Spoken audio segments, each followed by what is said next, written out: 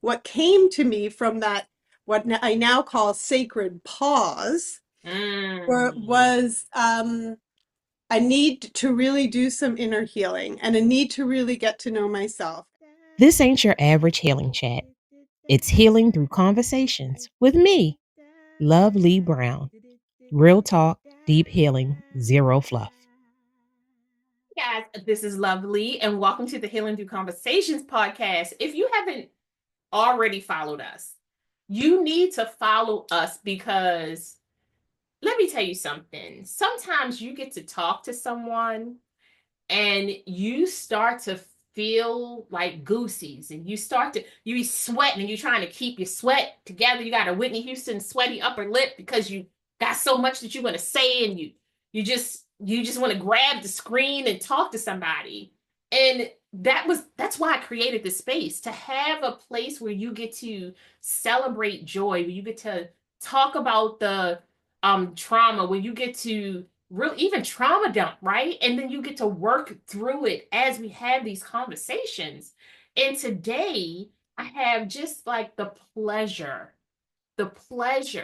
of speaking to Miss Alexandra Raquel. She and today I just have the pleasure of speaking to Miss Alexandra Raquel. She is not only a feminist cultural weaver, she's a soul guide. She is the founder of Conectada, which is a powerful cultural reclamation project breathing life back into the earth. And it is also, you know what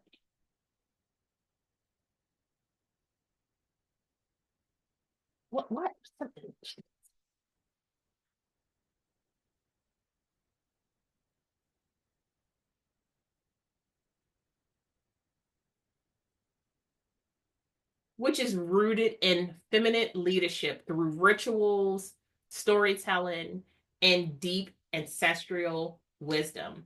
One of the things that I love when I talk to a guest is someone who has light in their eyes, someone who is so excited to talk about the things that bring them joy, to talk about their calling, their path, to talk about the things that create light in them. And I feel like today is going to be that day because, babes, when I talk about good conversations, when I talk about getting your money's worth, sometimes money don't come as cha-ching. It comes as like thoughts. It comes as what you hear, things that make your heart feel good. Get ready for one good conversation. Hey guys, this is Lovely with Lovely Esteem, and welcome back to the Healing Through Conversations podcast. There are times when I get to speak to someone, and when I am doing research, it really just like I get the goosies. And one of the reasons why I have the goosies today is because I love to have conversations where A, I am intellectually stimulated, B, I am culturally stimulated, and C, I get to speak to a person who is so committed to not only growing as a person, but introducing you to their culture and also introducing you to new ideology and ways of healing and connecting with yourself and the earth and what it feels like to be a fuller person in less of a consumer way. Because I feel like there's so much of that that's happening right now. And when I was doing the research and really listening to the words coming back to me, what kind of stood out to me so much was not only feminist, but a connective soul, a spiritual soul, and a storyteller. And I am so interested in speaking to Miss Alexandria Raquel. Look at that, I remember.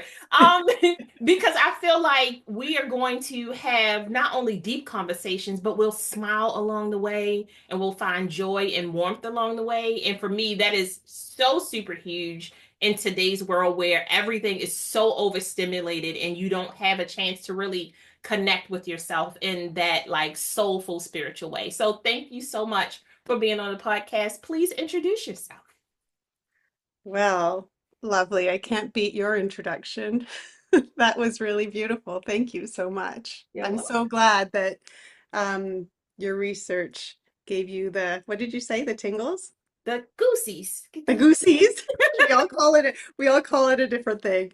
Yeah. Oh, that's so sweet. Thank you. So my name is Alexandra Raquel Hughes. And I call myself a feminist culture weaver, and we can talk about that. I also consider myself a soul guide, and I founded a company called Conectada.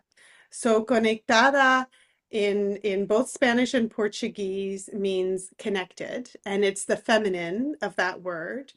And really, it's a project that is devoted to helping women to connect to themselves, to the earth, to one another, and to use that connection and the truth that comes through that connection in order to step into leadership, and a leadership that really aims towards building a new culture, really, like reclaiming what's missing right now from the culture that we're living in. I've been an entrepreneur for 15 years almost now, and I'm the mother of three kids. I've traveled a lot because my husband works for an international organization, so we've lived and moved around the world a lot, and now I'm settled in Toronto, Canada, where I plan on staying for a little while longer. So that's a little bit about me. I love that. And I love that you are not only reconnecting with your roots that you never lost, but allowing your children to connect with your childhood in a way that, like, sometimes I think when we're young, we don't always know what we're missing. We don't always understand the joy and the pain that we're receiving, the lessons that we're learning along the way. And that was something that I really wanted to talk about. So, talk about how your ancestry and your connection, your being born in Canada, has really made you the woman that you are today and connected you to yourself now that you've moved back. Yeah, yeah. It's a really interesting question because it's so funny how Conectada came to be. Like it's like all these paths led to this place for me. So I wasn't actually born in Canada. I'm an immigrant. I was, well, kind of an immigrant. I was born in Peru, and Mm, I was born to a Bolivian mother and a Canadian father. So I was born Canadian because he worked for the embassy in Lima, Peru, and she was his translator. So they fell in oh, love and they had me. And when I was 3, they decided to move here to Canada. And so from the age of 3, I was raised Canadian. So I'm like, in terms of education, I'm more Canadian than I am Peruvian. We'll use like the broad sense of the word education, mm-hmm, social and like academic. mm-hmm, Um, but it was when I was 6, my dad left. And so I went from this very privileged life of being the daughter of a diplomat who had married this exotic Latin woman to being the daughter of a single Latina immigrant in Canada. It was a blow to my little 6-year-old self. mm-hmm, But now I know what a gift it actually was. A few years later, my grandfather died in Lima, Peru, and my grandmother came to live with us. So we were an all-woman family, my mother, my grandmother, myself, and my little sister. mm, And we were an all-woman family with, well, I won't get into my mother and her mother's relationship because it was complicated, but with two very strong Quechua leaders at the helm. So my grandmother was of indigenous Quechua. She is indigenous or was indigenous, mm-hmm, but she married a German American from Ohio who had emigrated to Bolivia, and they had my daughter. So they had my mother. And so my mother, it was half indigenous and half German American. But She was raised in a mining camp. My grandfather was the manager of an American-owned mine in Bolivia, and she was raised in this mining camp. And because there was really very little to do in this small mining town, she would spend her days running through the mountains with the miners' kids, who were all little Quechua kids, right? And so, and she would go and visit them in their homes and the parents and get to know the families and get to know their ways. Mm-hmm. And so while my grandmother was like making home for, managing the house, but also really living up to appearances because she was the manager's wife, right? So she had many social engagements to tend to, many dinner parties to plan, that sort of thing. Mm-hmm. My mother was running free unless my grandmother caught her and stuck a bow on her head and a dress on her and had her like sit pretty somewhere. She was running free, learning the ways of the people of that land. Mm. And so she learned, and she took so much in. She learned about the altars that are placed at the entry points of the mines to El Tío, which is the name of the deity who gets very, very angry if you take without permission from the earth. Mm. And Mm-hmm. so all the miners would always leave something before they went in to mine. She taught me about the Pachamama, which is the great mother in that culture, and this concept of reciprocity and being one with the earth.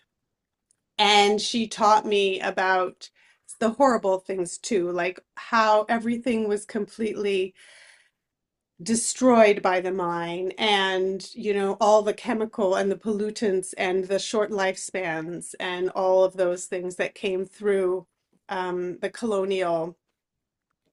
I guess it was post-colonial, but then post-colonial um, mining practices, Mm-hmm. right? Like mining is such a violent act. Yes. And she brought that to me. I don't think I realized as a child, like how much what I was learning was so different. But my mother was the woman who in the 1970s was reusing plastic bags, like and going on walks and hugging trees. And so all of these things that I thought were completely normal apparently weren't. And so it's no surprise then that I started studying. I studied environmental studies in my undergraduate degree.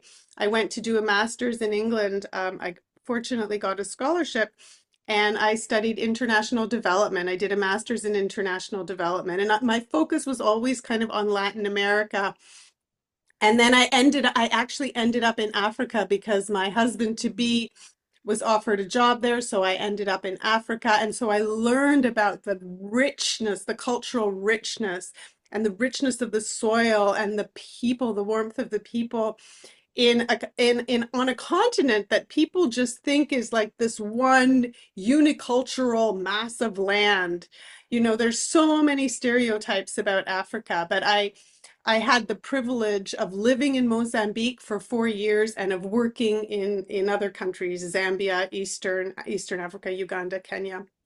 So I got to see not only from my mother's stories, but I got to see the remnants of colonialism through my travels and Mm-hmm. through the work that I was doing as well. And eventually, the fact that it was based on like the system, the colonial system hadn't really changed, even in the international development sphere. In other words, the people that I was supposed to be helping, and that my organization was supposed to be helping, or my employer was supposed to be helping, those people had very little decision making. They were just kind of recipients, Mm. but there was very little say. And my entire master's, like all my studies was about, well, how can we give them voice? How can they participate? How can there be more power? But because at the end of the day, the people who give the money and who set the conditions and the timeline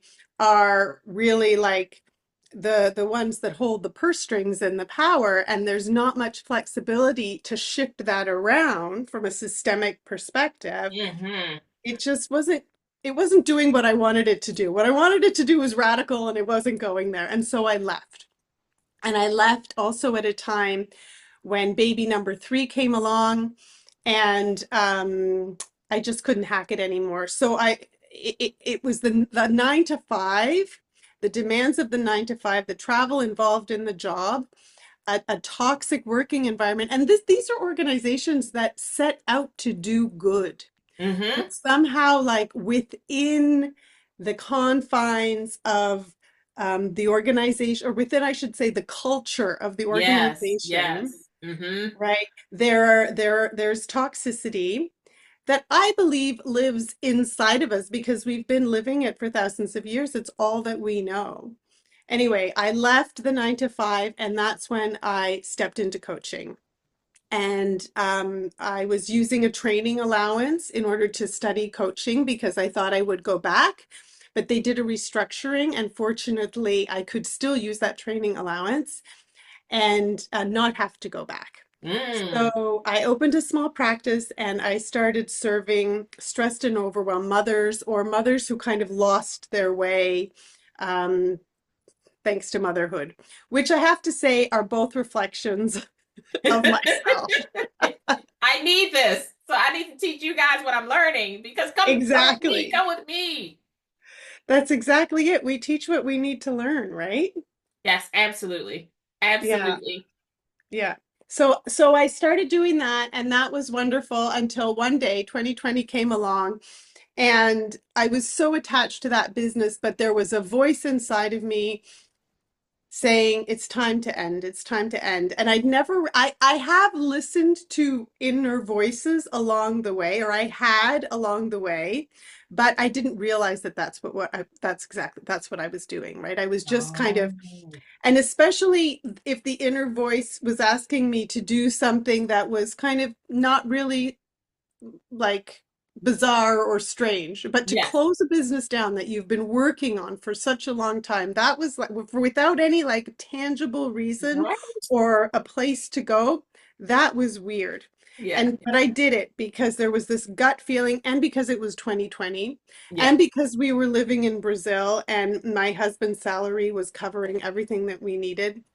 So it was a privilege to be able to do that and to take that space. And I'm grateful that I did, because I stepped into what came to me from that, what I now call sacred pause, where it Mm. was a need to really do some inner healing and a need to really get to know myself. And I started doing strange things. Like I went to an astrologist, and the astrologist said, "Oh, this is very interesting. I would recommend that you learn more about your maternal lineage." I didn't do anything with it, but I remember it now. Mm. Mm-hmm. And then I started seeing a therapist, and I told her that I couldn't remember from ages 6 to 12 at home. That was the point that my dad left. Mm-hmm. Right? So I said, okay, I'm going to find a hypnotist. I want to know what happened. I want to know what those years were like. Well, lo and behold, the hypnotist that I found wasn't the average hypnotist. She was a beyond quantum healer hypnotist, and she takes you into this state of hypnosis where you're actually accessing past lives, different dimensions, like wackadoodle stuff that I had no idea. But in that experience, I saw myself in the Andes, all in white, just like with light around me, and a woman laid before me, and I was healing her. Mm. So then I started getting these messages around like what I was here to do. And so the coaching circles that I had used in my for my I had a course called the Calm Mom Coaching Circle Mm-hmm. Project. And so I those coaching circles gradually became moon circles. And that evolved into ceremonial circles. And I started to teach women how to do what I had done, which was really go into themselves and alchemize the pain, like in the case of my father leaving, right? And use these tools, and what we were talking about before we hit the record button, to alchemize the grief and to step Mm-hmm. up and into your power through that. And that is how Conectada was born. I mean, along the way, I gave business coaching a go. And along the way, I invested like tens of thousands of dollars in building an online business. And discovered, it's kind of a tangent, but not really, because it's where my brand messaging work comes in. Can I swear here? Yeah, absolutely. Oh, Please yeah. do. Well, I got really fucked over because I fell for, not every single time, almost every single time, that like scarcity, urgency kind of marketing and Mm-hmm. messaging around Mm-hmm. like, you know, you don't know what you're doing as a business person. If you do this, this, and this, in 6 months, you'll be making six figures. Or here's the answer to your marketing problem, right? Like all these really prescriptive solutions Mm-hmm. that had to be done ASAP, right? Like there was this Absolutely. real sense. Urgency, which is just absolutely sets your whole body on fire on a consistent basis. Thank you for saying that. And I'm such an emotional person. And I kept going through, I kept thinking, that's going to be the thing. That's going to be the thing. That's going to be the thing. And so and then I found something that worked for me. So I decided I was going to teach it as a business coach. But I realized kind of, well, I'll say it did work for some of my clients, but I realized along the way that I can't be going out there and teaching something it was formulaic, Yeah. right? Yeah. It was formulaic, and sure, it worked for me, but I couldn't go out and say this works for everybody. And I started seeing all the holes in this industry. It's largely the coaching industry, but I think it can be said for a lot of different sort of self-help industries. Mm-hmm. These sort of holes and gaps and the way they really play on um your drive, but also just a scarcity of like knowing, like people always looking for the rules outside of themselves, right? Instead of Absolutely. trusting what's Almost like inside. they're trying to corporatize. That's not a word. Let me just say that up front. However, they're trying to make the coaching space more corporate because in your corporate brain, there is a beginning, a middle, and an end. When the whole reason what coaching really works is when it's holistic and organic and it flows, and there's no flow to marketing in organic. It just is what works for the individual. And that's what I feel like happens a lot of the times. That scarcity standpoint is like, if you do these three things, it's going to work. But you should put at the end, for me. It's not going to, it may not, you know what I mean? So, yeah. Yeah.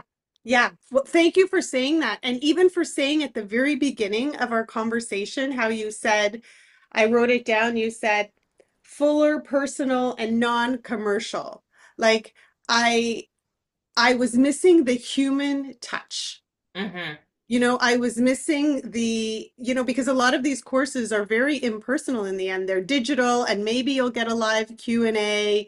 Maybe you won't, but I felt like a number. Yeah.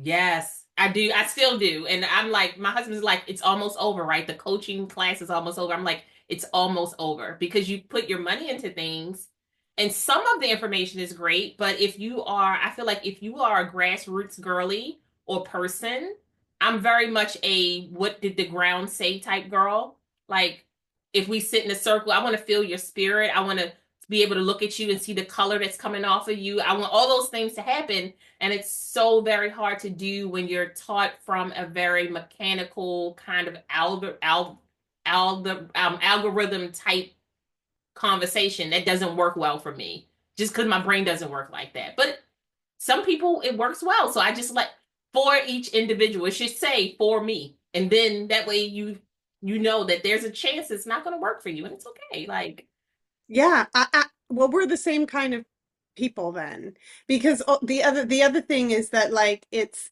mechanical, it's distanced, mm-hmm, and it assumes that you are going for the same business model as them. And the reason that a lot of us go into business, and this is one of the reasons that I went into business, is because I wanted flexibility. I wanted to do something that felt fulfilling, but also felt really good in my body. mm-hmm, And when you're mm-hmm. just like signing up for something prescriptive, that is not part of the equation, Yes. Yes, absolutely. Absolutely.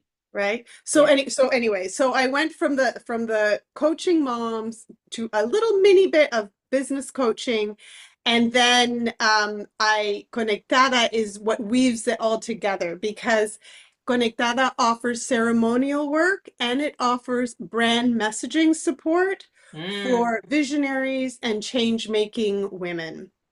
And so the brand messaging work is in many ways a response to my pissed offedness, also not a word, but my pissed offedness with the, online marketing industry and how masculine it feels, like toxic Hmm. masculine. There's nothing wrong with masculine. No, but I get what you're saying. I understand what you're saying. The aggressiveness without that roundness and warmth that comes along with the holistic side of it.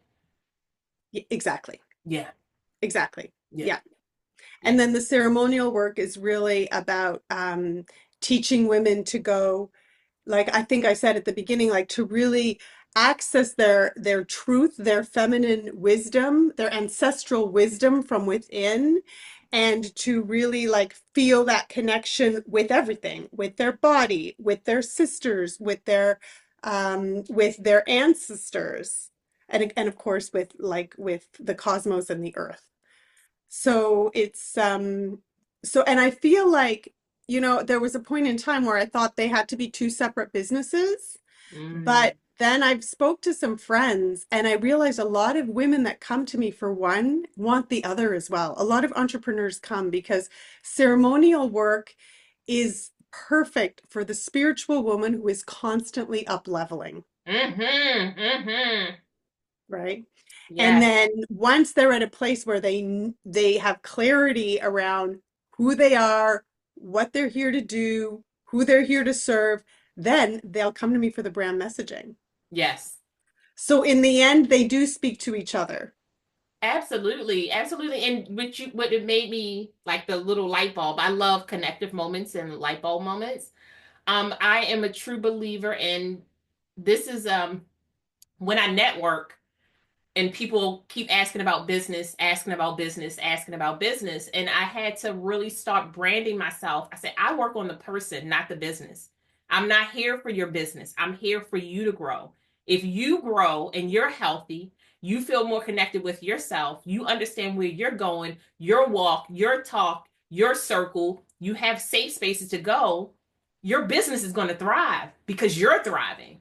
But if you're sick, your business is going to be sick. It doesn't matter how many new programs you have, how much AI you use. It doesn't matter how many great minds are there. If you aren't working from a whole place, and I mean as whole as you can be in the moment, because we are going to continue to grow until we go into our next cycle of life.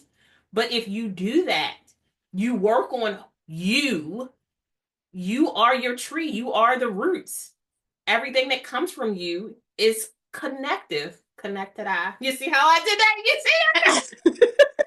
No, but honestly, that is how I see the world. I'm like, I used to be so black and white with a lot of things, and I still am very literal. Like, I'm gonna tell you the truth, and I have to like look over at my husband to like make sure he like sometimes he'll be like, right now is not the time. I'm like, okay, not the time. And then there are times when he's just like, and I'm like, oh, yeah, I get to do it. Um, but I see the world in such, I think I always tell people the healing Aquarius is very different than the standard Aquarius. I'm a very soft Aquarius, and that is a hard place to be when you are very logical in the way you see the world, because sometimes it feels like you are letting too much energy in, and it can be very overstimulating. So I had to let people know, if you want to talk about business, I can, but I'm really interested in where your soul lies. Like, what colors do you see when you close your eyes? Like, what version of you do you see when you think about happiness? Those are the things that really connect me to you. That's why I love having these like pre-conversations, because then I get to see your spirit before we go on camera and we're like, we are not talking about the same thing at all. Like, I'm going to hurt your spirit because it's not the same conversation. We're not having the same conversation, if that makes sense at all. Yeah. That totally makes sense. And that's totally what Conectada is about. It's about helping people to access their soul and their soul voice, the wisdom of their soul and their soul voice, so that it can manifest Mm, on their websites, essentially, if yes. you choose to do the brand messaging. But like I really believe, and I think that the world that we're going into, Lovely, is very much more like this, that re energetic and emotional resonance is key. Mm. It's so key. Like once you are in resonance with your offers, once you're in resonance with your vision and your mission, things will start to feel easier. Mm-hmm. Things will start to flow. Once you are able to communicate that in a way that resonates with your ideal people, it's like that feeling that you described, of just feeling so shit after being manipulated and like Yes. pushed into something. It's the opposite of that, right? Mm-hmm. It's feeling a resonance. It's feeling like, oh, she actually understands. And this actually feels empowering to read this right now. And okay, there's something I can do that feels empowering. So it's a totally different way of communicating, a totally different way of doing business, a totally different way of being, because it's soul led. That part right there, which is whenever I am talking to someone, especially when I'm doing this kind of work, either we're having these chats or I'm talking to someone, because I work with women who are going through infidelity or betrayal, which can be so super heavy, right? But if you have a history of watching either your mom, your auntie, even your dad go through betrayal. So now that's a different layer that we're fighting to get through, even to get to you, because your initial reaction to betrayal is the outer shell. It's not even getting to the little nut that's inside that is you that needs to be spoken to. And being able to see yourself in a fuller light allows you to understand your calling more. It allows you to like break down the voices. So like, I always akin it to when you are having conversations. You and I, our language is different than the next person you're going to speak to. That language that we speak together is very different because it's brought to us through energy, right? We're connecting in a way, in a wavelength that doesn't know about the algorithm, it doesn't know about the internet. If we saw each other, we would probably feel it even more. It would be like, oh, did you feel that? Oh no, did you feel that?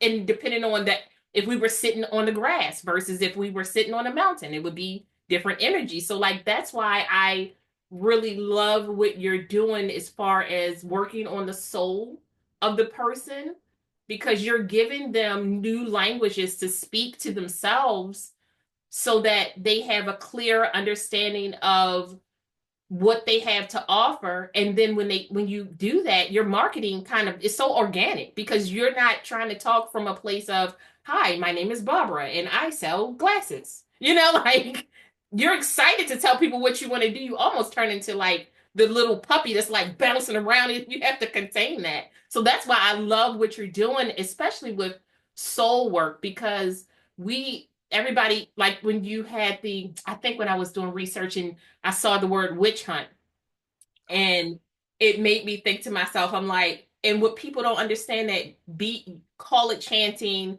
call it affirmations, call it ritual, call it a prayer, you're still summoning something.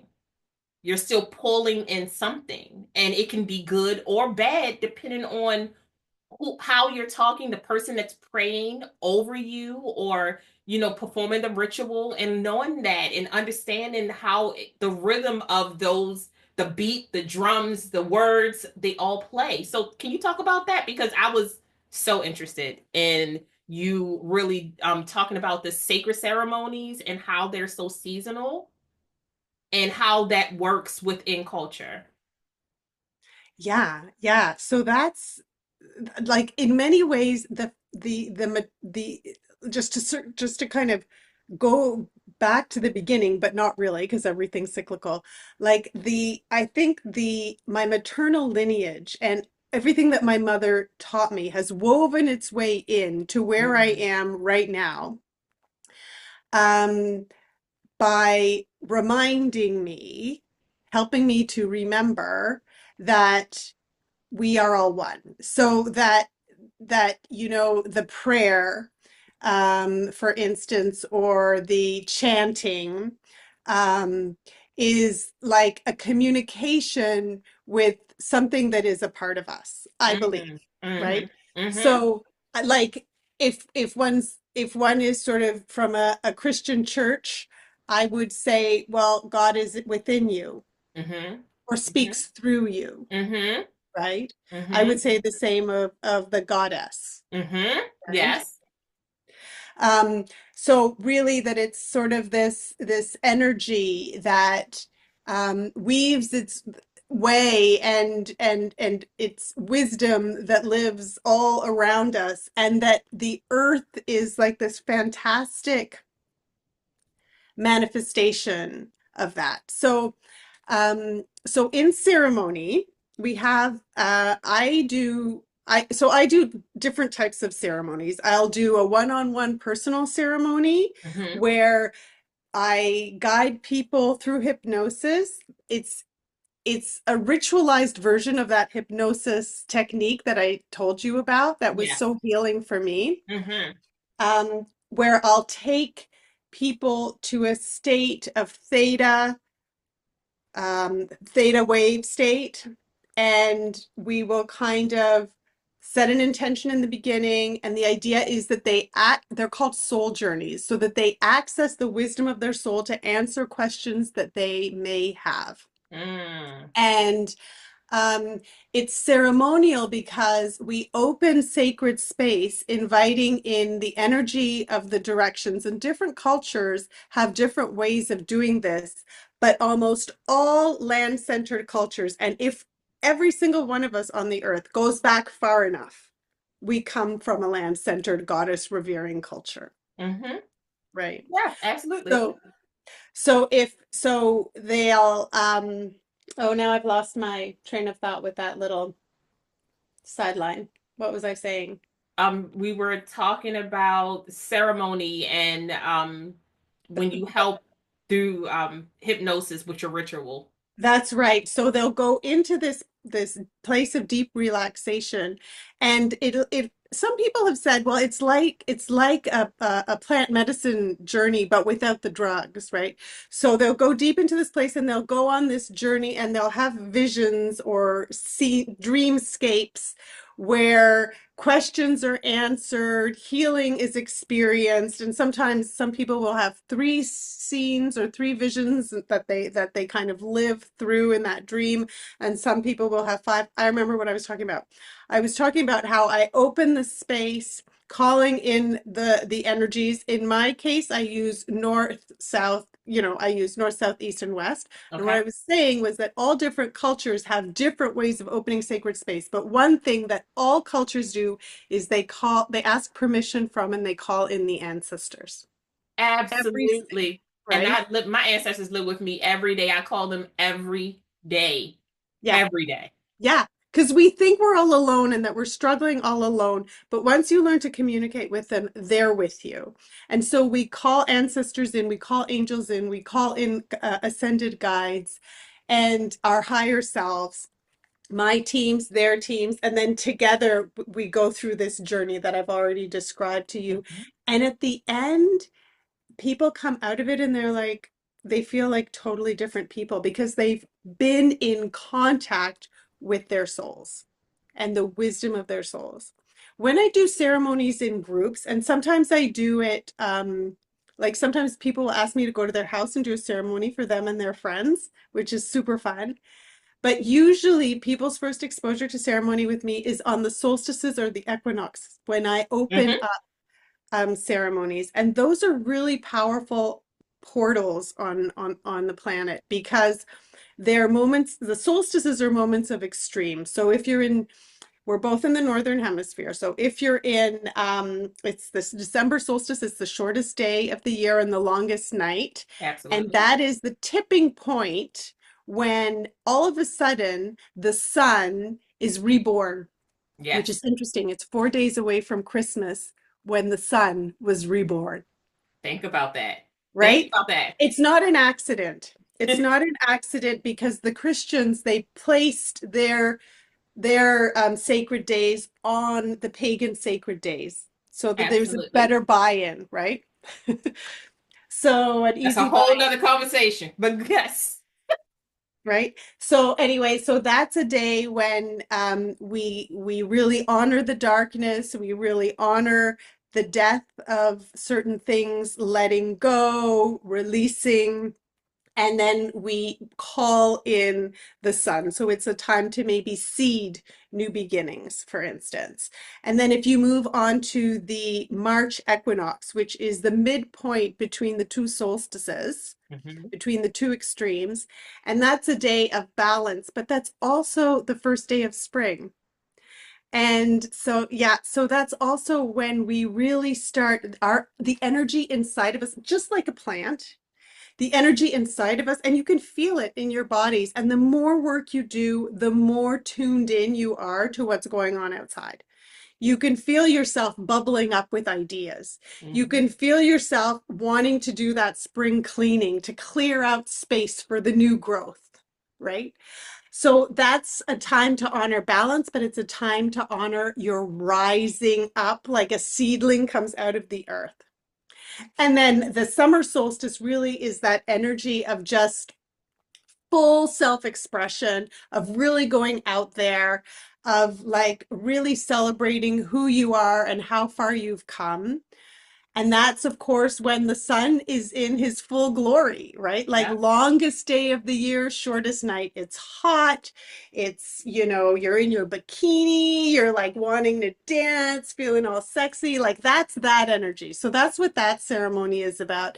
And then the days start getting shorter Yep. and we hit 21 of September. And that's the equinox, the midpoint between the summer and the winter. And so that's when we start to welcome in death and we start to let things go. As the leaves fall down, we start to become more discerning about where we choose to put our energy and what we choose to like. This isn't working for me anymore. Lots of Yes. burning in that Yes. ceremony. Yes. So they're these portals in time that we already work with and we don't know. Like if you have a garden and you rake leaves, you're working with it.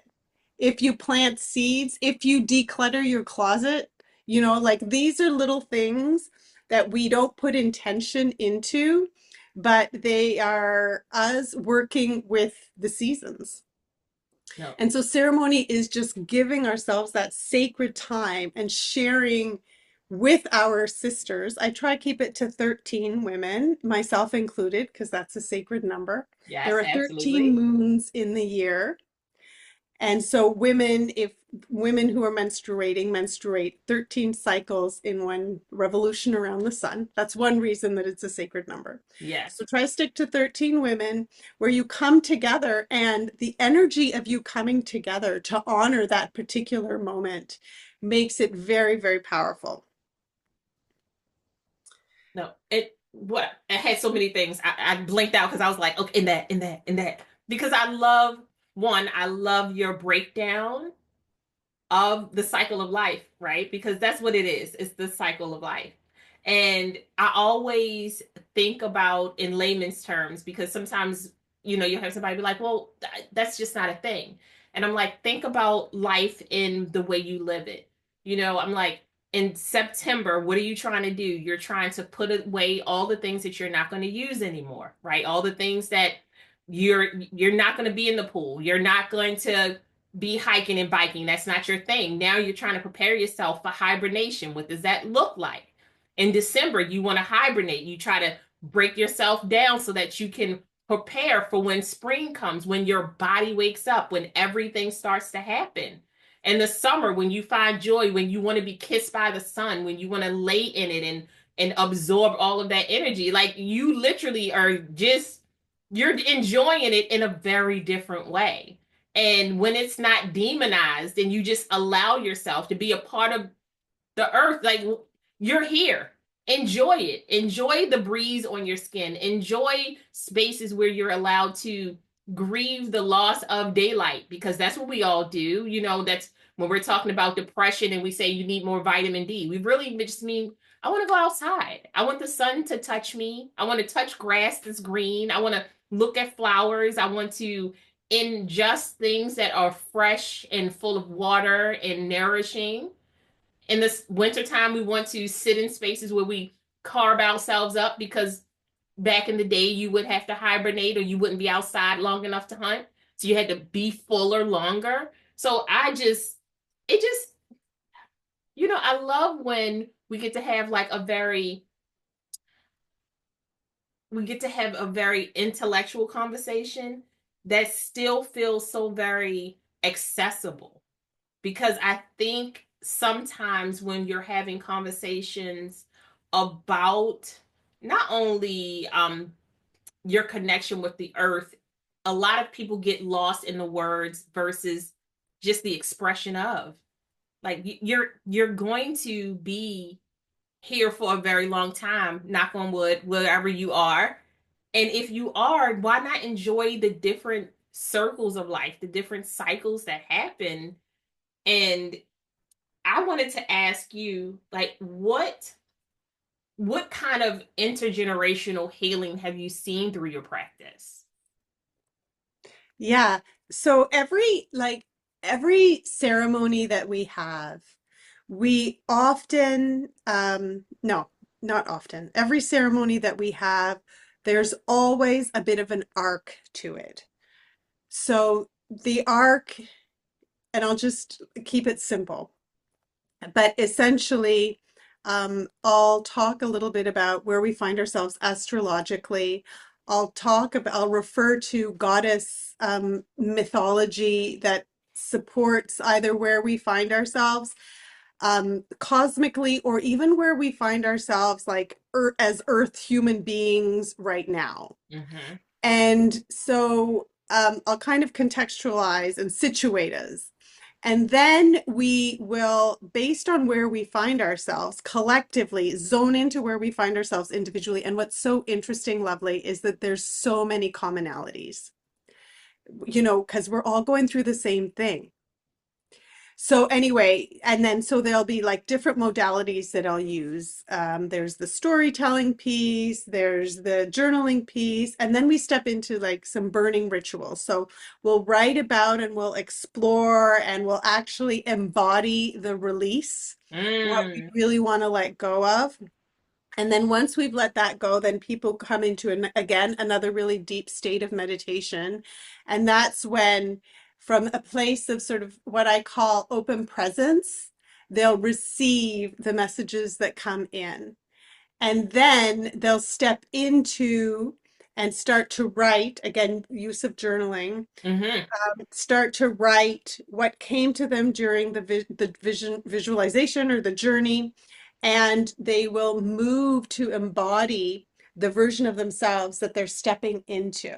Mm. And so there have been like intergenerational healing, for instance, an awareness that you're pushing too hard with your kids, maybe some of the moms that have come into the group. You're pushing too hard with your kids. You're behaving in ways that you recognize from your parents or your mother, Mm-hmm. Mm-hmm. and you want for that, you don't want to do that anymore.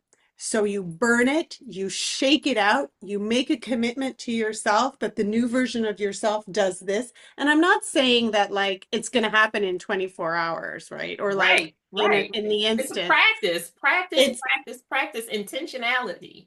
exactly, exactly. But there's something about doing it in sisterhood, in that portal, that really, and you moving your body, like we use a lot of intuitive led dance. So you moving your body and really imprinting this new Mm. version of yourself in your body through the movement so that it it feels familiar for you to be in this Yes, space, yes. right?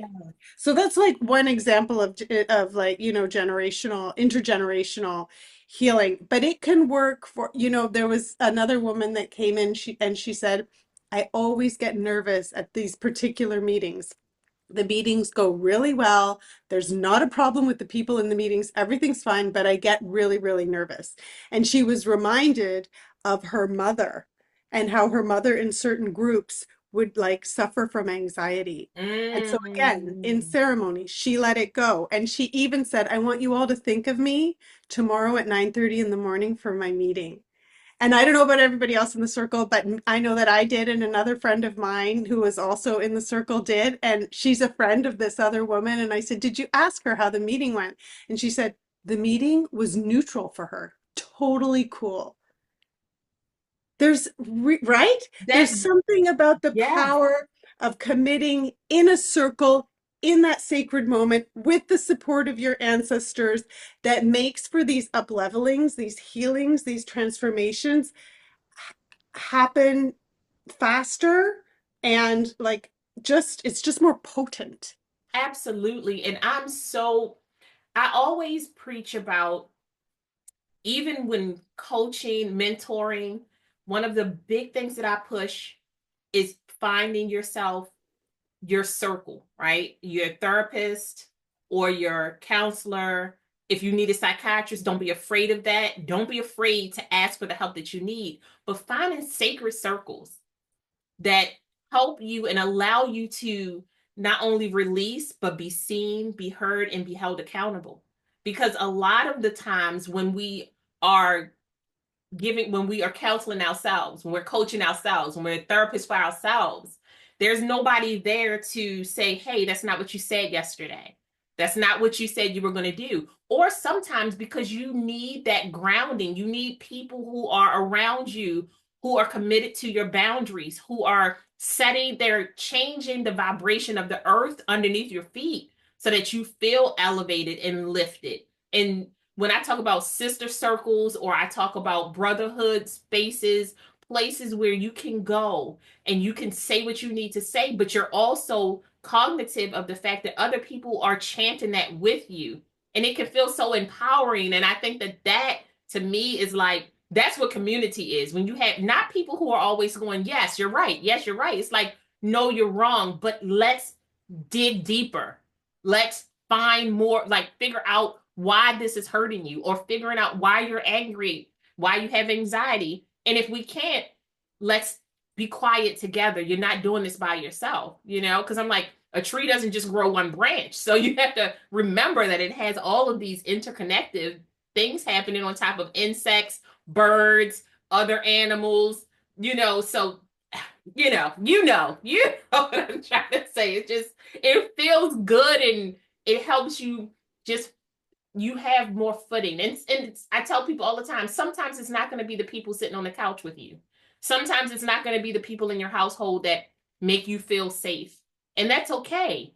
I know that you think that that's the only way to feel safe, but that's what places and retreats and spaces, sacred spaces that are built, you can now decide, this is what I want to do, and these are the people who help me feel safe, and it becomes your safe space. So just always remember that. Sometimes it's not going to be your mom, your dad, your sister. Sometimes it's going to be your sister girlfriend. It's going to be a lady you've never met that once you guys shake hands, you're now connected to each other for the rest of your lives. Yeah.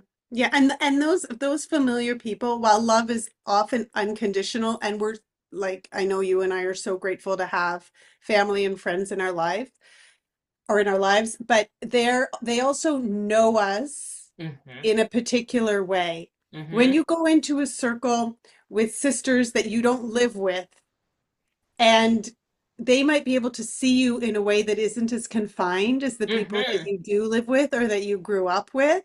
They can maybe able to see your potential. And if they can't see it, they're open to it, Absolutely. right? So there is really something very sacred about coming together as a community that is not the people that you sit on the couch with. Yeah, I mean, no. they're there for a good reason. The people Yeah, you we're sit on not the couch with. knocking them. We're not We knocking are them. not knocking the We're people you not sit knocking. on the Please couch don't with. push them off the couch. Don't do that. We're just saying that sometimes when you are watering your garden, you have to broaden your landscape.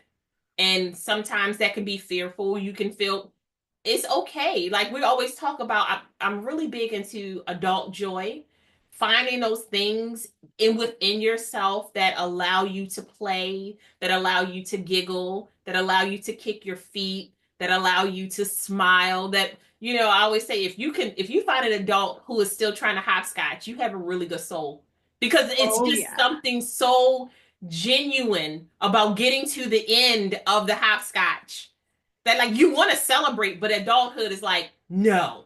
But your adult joy is like, just what I did. Like, you want to turn around and ask anybody. Like, the fact that you can still skip at 40 anything, congratulations to you. Okay? Because those knees do not do the same thing they used to do at all. Well, and the other thing, if you imagine yourself as like an ancestor looking down, what do you want your people to feel?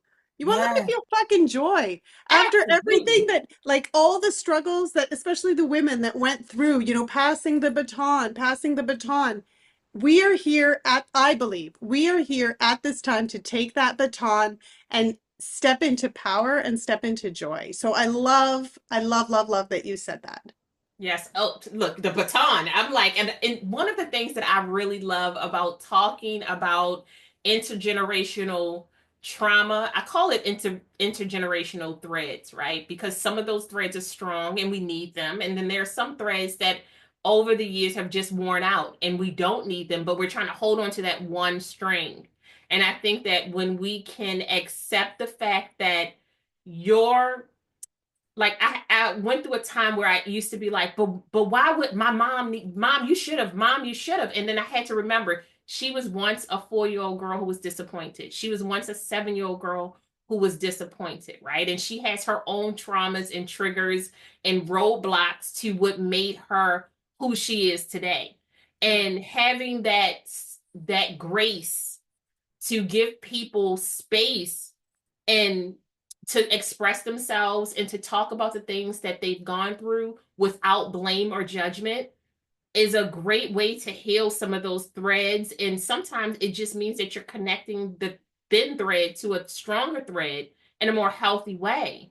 And that's why I love the idea of having the ritual of not only calling in your ancestors, but realizing that you need energy from your community to see the differences, to understand other people's stories, and then help you have better realizations of actually like what you're going through. What you're going through is traumatic to you, but listening to other people helps you stay connected in a way that allows you to see the picture so more broadly versus it just being in your house, just your mom, just your dad.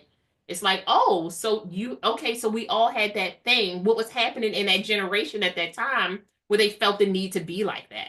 Yeah. Yeah. I mean, it's so like, you're reminding me of the burning ritual that we do.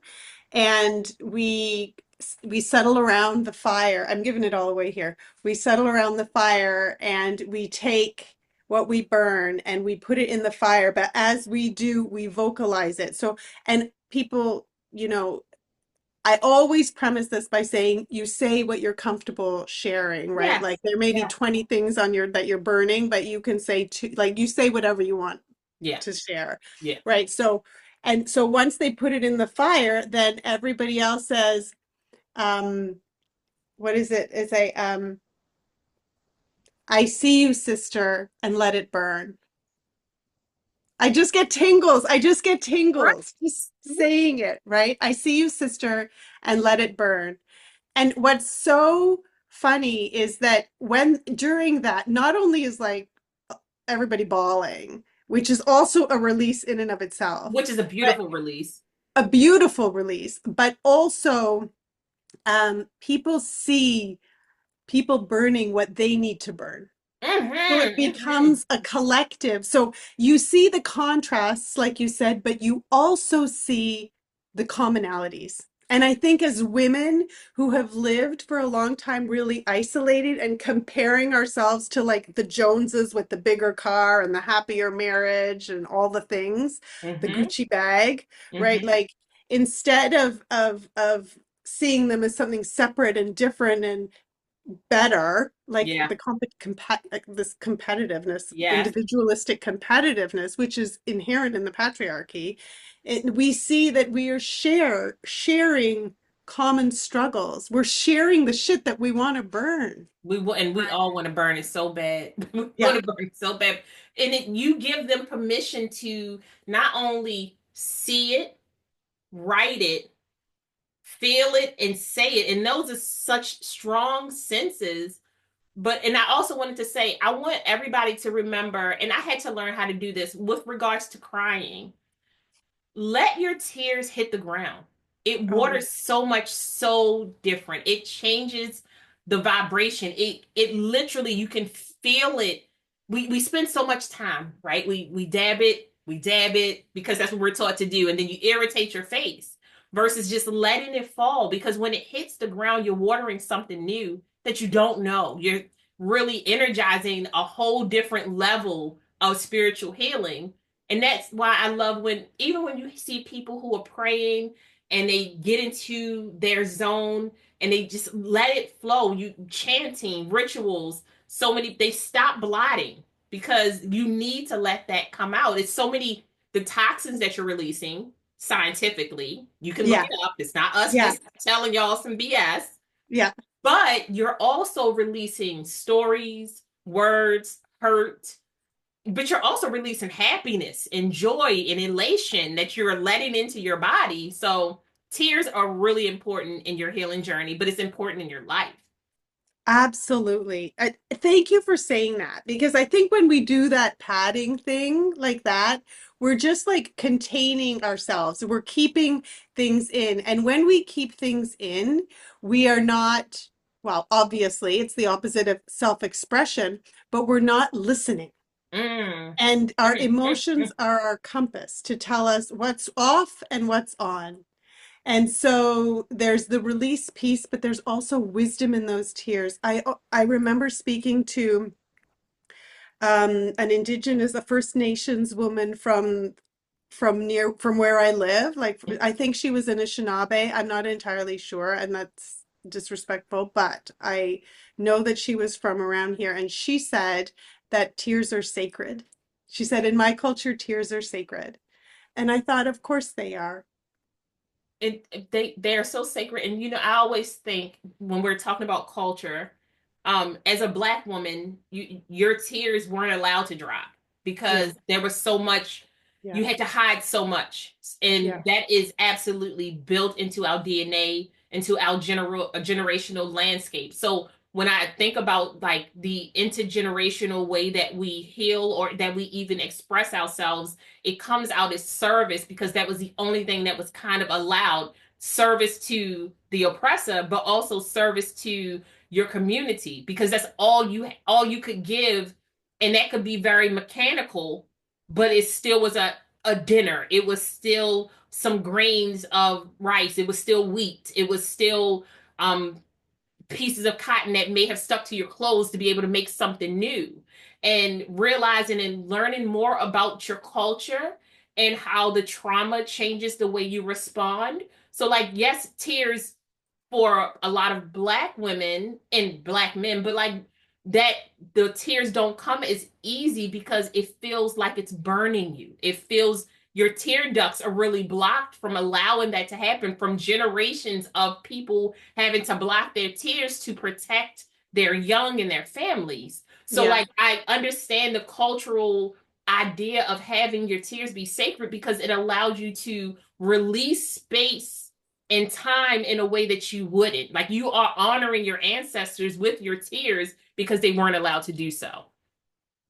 Yeah, and you're breaking patterns, Yes, yes. you And know? that is beautiful and so very open and honest in a way that that's how you can see what progression looks like. Exactly. Yeah. Especially in your children. When you allow your children to cry without chastising them or stop crying before I give you a reason to cry. You're crying for a reason. Like you're teaching them how to have this um disassociative amnesia with their emotions, right? You're not allowing them to associate their So now they have only mad, glad, sad, happy emotions versus I feel melancholy today. Or I thought I felt some joy, but I was still feeling kind of sad. You can feel joy and sadness. It's just it's a moment where you take up where your spirit connects with whatever it needs to. The rainbow, right? You see the rainbow and you go, I'm having a really shitty day, but look at that rainbow. It's so beautiful. That moment of joy. And then when the rainbow's gone, your day goes back to whatever it was, but it gives you a moment of reprieve. So like that's what I love that you're doing. When I saw Cultural Weaver, I was like, that is such a powerful way to talk about intergenerational connectiveness, but also there's some parts of weaving where you get to cut off certain parts that you don't need anymore. And that's why for me it was such a one, I've enjoyed this conversation so much, but I think just even learning about you and what you're trying to bring to mainstream gives me hope that all of us are having these little awakening moments where like you said earlier, and I wanted to make sure I referenced it because I loved it, where you said you would be hearing the voices. And for me, my voices are at 3:30 in the morning because that's when my spirit talks to me the most.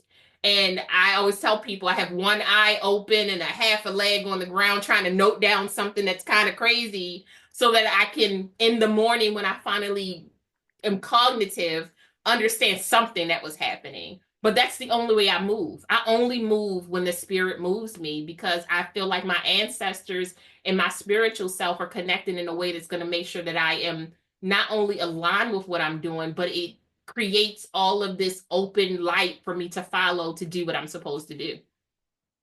I'm so happy to hear that.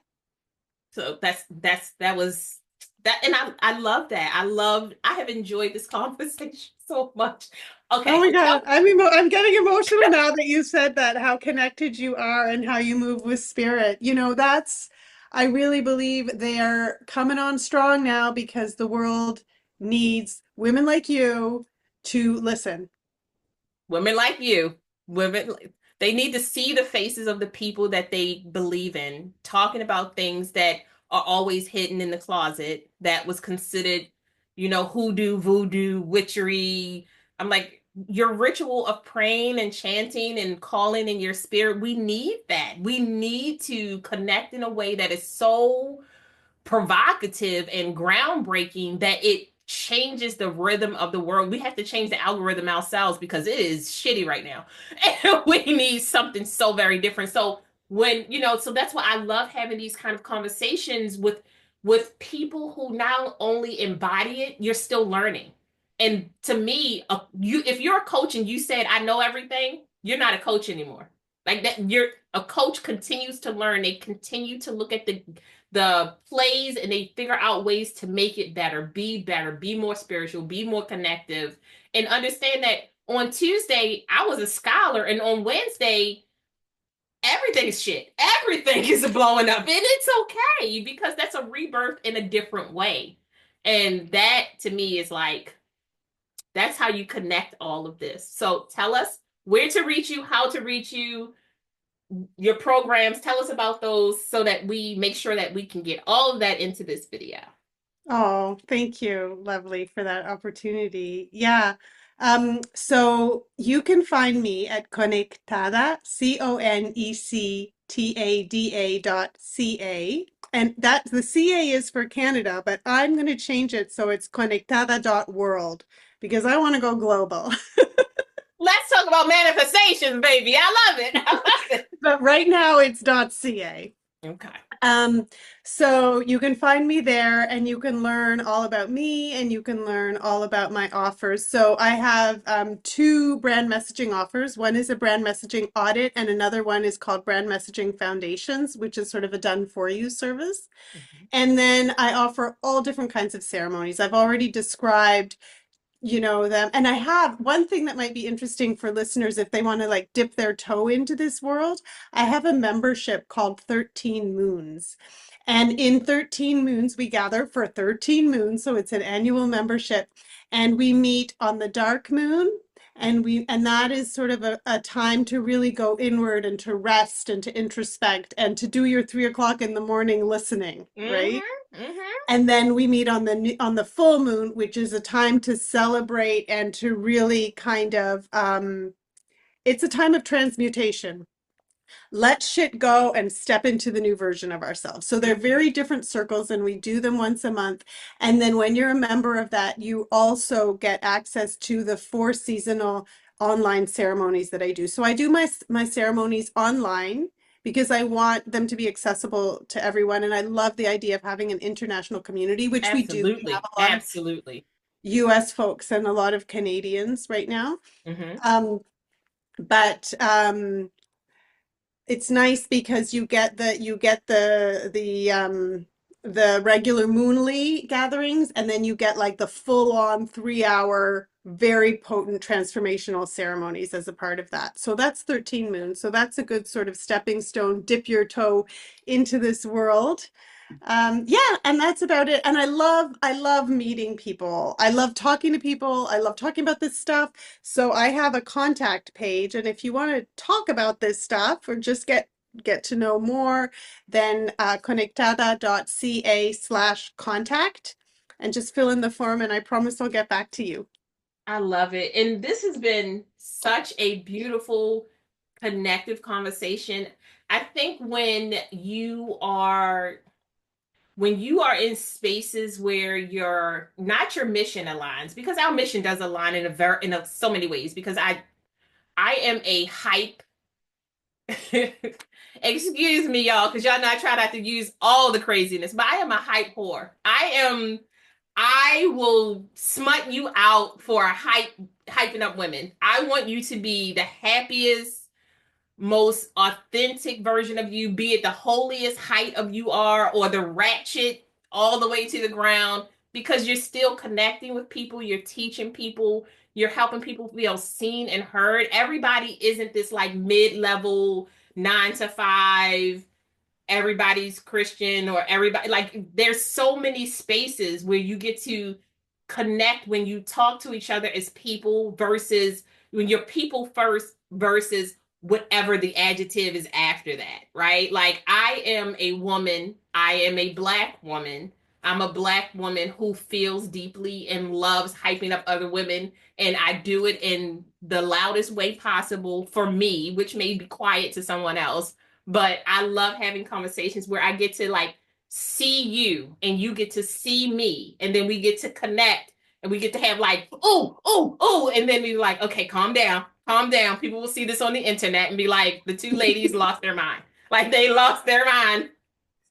But it's okay, because this is a sacred space. And that's why I created this podcast. I wanted us to not only be able to talk about our feelings, wants, needs, and desires, but we deserve to be seen and heard in our fullest version of ourselves where we are right now. Because it could be different in 6 months. My hair changes so much at this point. The next time you see me, it'll be a different wig. But it is what it is, you know? Well, my hair has changed in the course of the last hour because I've gotten so excited and I like know bopping you around had and stuff. little hangs, then you went back in a ponytail, and she started twirling it down. She's like, okay, listen, focus, pull it back, pull it forward. So thank you so much for being a part of my podcast. It's an honor to talk to someone who is absolutely changing the way we see ourselves, and who are helping us stay connected to Mother Earth, which is so important right now when it's being burned to the ground on a consistent basis. My poor mom. But somebody who, y'all, we didn't even talk about that she speaks 4 languages. We didn't even get that far in, because we were just like, we were speaking our language. We were over here doing our thing. We were engaging in our life. But I have to talk to you again. I really do. I have so many other questions that we didn't even get to all the questions, because it was just so good. Thank you so much. It was so good. I'm so grateful, lovely. And let's definitely talk again. I I would love it. I would like on the podcast or off the podcast. Yes, look, I'm all about off the podcast conversations, because then we can be goofy and nobody can see it. Like, we can geek out a little bit more about what's happening. Let's do it. I love it. That's I love it. Thank you guys for being a part of this. We'll talk to you soon. Guys, I am sweating because I was so excited. I forgot to turn my fan on because this conversation was refreshing. It was hydrating. It watered parts of my soul that needed it. It connected me with so many parts of my soul. My neurons were just having synapses. It was just like, it fed so many parts of who I was. Like, all we needed was like tea and like a candle in a mat, and we would have just literally like floated away with our conversation. I thank Alexandria Raquel so much because I feel like when we're talking about spirituality, we have to look at every place as a whole, right? Like all of this, the fights that we're having about ways to feel connected with your spiritual self, with your spiritual guides, they're unnecessary because it causes a distraction and prevents us from connecting with each other and understanding that a lot of our visions and missions are the same. It's the same. And y'all know how I feel about expressing and articulating your feelings, wants, needs, and desires so that you can better advocate for yourself and the people that you love, right? Because this isn't just about finding purpose. This is about connectiveness. This is about understanding that your prayers, your chants, your affirmations, your mantras, they're all for you to open up your heart to something bigger than yourself so that you can understand who you are, where you're standing, what you're going through, what others are going through. You can feel the emotions of your community and know what you need to do in order to help water those flowers as well. Let me get off this soapbox because y'all know I can shake a tail feather and keep going. Anyway, y'all be good. Lovely out. Thank you so much for joining us. We hope you found some healing, connection, and joy. Until next time, bye, loves.